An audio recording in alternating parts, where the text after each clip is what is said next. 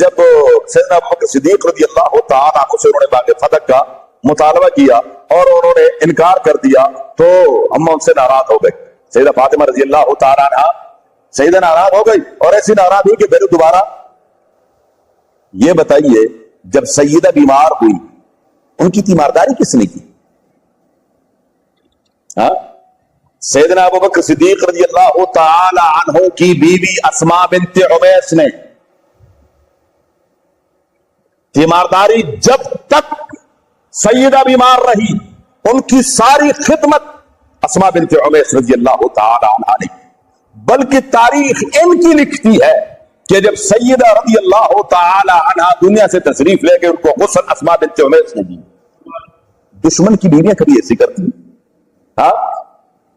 یا اسماء بنت عمیس رضی اللہ تعالی عنہ اپنے خاوند کی اجازت کے بغیر جا سکتی تھی وہاں؟